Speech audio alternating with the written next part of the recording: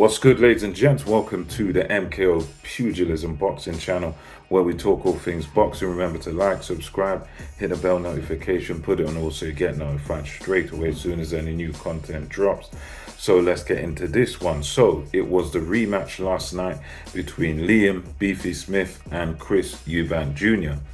And let's put this all into perspective.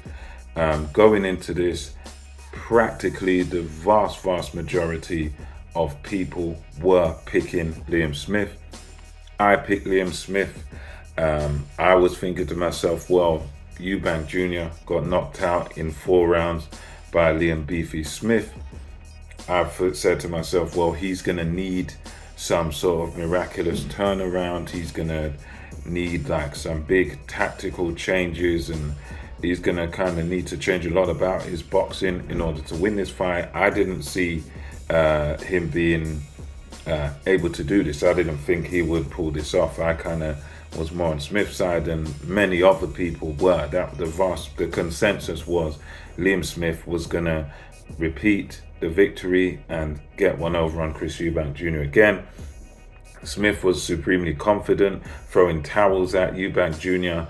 At the weigh-in.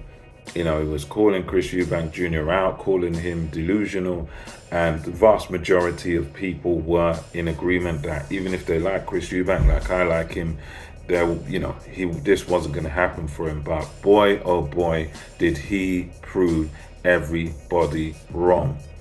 And Chris Eubank Jr., I'm going to say this, he put on what I would consider a boxing masterclass. And he's one of those guys that you may not consider to be sort of a masterful boxer, but just on the fact that he went in there against the same guy that knocked him out last time, the same guy that he had all those problems with, terrible result for him last time. And the fact that he was able to deal with that mentally, still have his confidence about him, and practically lose no rounds at all. To me, that was just masterclass. You just literally outclassed Liam Smith. Now with this fight, it was very straightforward. Eubank Jr. was the faster man. You know, very good jab he used throughout this fight, and he, in the very early rounds of this fight, I want to say around the first 3-4 rounds, he was doing a few clever things where he was sort of dominating the fight with his jab. Liam Smith was trying to stalk him, but not really able to get off with much. It was only, you could probably count on one hand the amount of shots he landed. He just wasn't able to do much. And Eubank Jr. would jab, sometimes 2 jabs, 3 jabs. He would sometimes lean in on Liam Smith. He'd use the holding when Liam Smith got close. And he just boxed very clever, threw some good, decent combinations, and he really held his shape very well, did Chris Eubank Jr. The guard was nice and tight, hands up here. He wasn't really dropping his hands that much. He was wary, he was cautious. But the important thing he was doing, he was mainly boxing from center ring, and he was sort of letting his hands go. So before Liam Smith had any opportunity to land anything on Eubank Jr. was making him pay for coming in every single time with a jab or a double jab, and then following that jab up with an uppercut. It was a fantastic display. He was the faster man, and he showed a tremendous amount of skill in that ring. He was able to put Smith down in the 4th round with again one of these nice right uppercuts. And they did give Smith, one of the things that was a bit slanted was the fact that, Eubank knocked Smith down, knocked his uppercutted his gum shield out of his mouth. And Smith and his team were very clever when they got knocked down, because they were given, it felt like quite a long time to sort of get the gum shield back. They took their time. They used a little pro trick of taking a lot of time to get the gum shield back in and get the action resumed. So Smith did get a little rest there in the 4th. But then even with that rest, Eubank just got back on him, and he had, I think it was the 5th round, he had a big round where he was just landing shot after shot. Smith, to his credit, had to bob and weave, but Eubank just pretty much almost punched himself out through the kitchen sink at Smith. And to Smith's credit, he did stay on his feet at that point in the fifth, and he was sort of bobbing and weaving and taking a few, but he was making Eubank miss with a few at the same time, and Eubank getting a good onslaught. But you could tell that because of them missing some of the shots, Smith was still there, still had his wits about him. But again, as you go to the sixth, seventh, eighth, it was just pretty much the same pattern all the way through. Eubank Jr.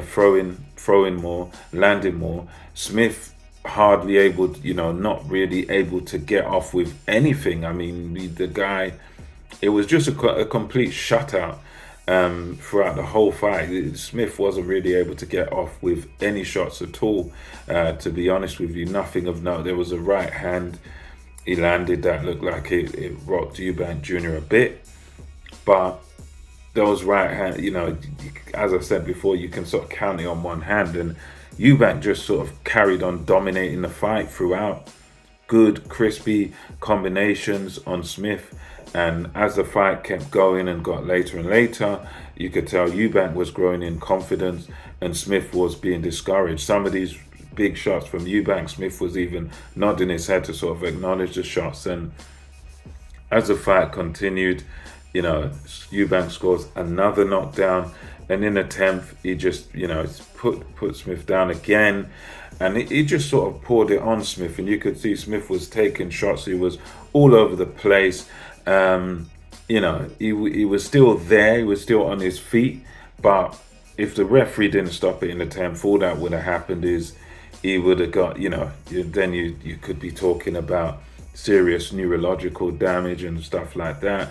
And you didn't really need to see that. There wasn't really much of a response coming back from Smith after that Eubank barrage in the 10th, and that is where it ended. So massive credit to Chris Eubank Jr. for this win, because at the end of the day, it was a win that many people, majority of people, couldn't see him winning, couldn't see him being victorious. But he had the right mindset. And he had that mentality that he wasn't going to be disturbed. He wasn't going to be bothered by what people said. He was determined to win this fight and right the wrong in his eyes. And he showed that he is a classy fighter. He is a good fighter, and he is at a decent level. So he's a guy that you can talk about being world class, because that's one of the things that world class fighters tend to do. They tend to have the ability to lose, come back, and win. So yeah, impeccable performance. Great coaching by Bomac, because you could hear Bomac shouting from the corner, to get back on your jab. Eubank telling him how to move and everything. So I think that the coaching of Bomac again was impeccable. The right instructions, nice and simple, telling Eubank, stick to your boxing, stick the jab in his face, don't give him anything. So the good instructions by Brian McIntyre, by Bomac, and he certainly deserves a lot of credit, because many people thought going into this that, look, doesn't matter what trainer he's got, it's not going to happen for him. There's no trainer can improve him. He won't listen, this, that, and the other. So the fact that Bomac was able to come in after Eubank lost by KO and just turn the whole thing around and, produce a winning performance is definitely commendable in my view. So yeah, exceptional performance.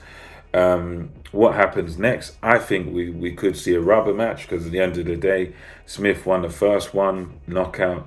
Eubank came back and stopped him in the second one, so you could have the third one as a decider. Eubank mentioned the name of Kell Brook after the post-fight interview. I really hope we don't see Kell Brook. Kell Brook's retired. Let Kell Brook rest and do what he's going to do. Conor Benn, I think that could be a good fight just for the names of their fathers.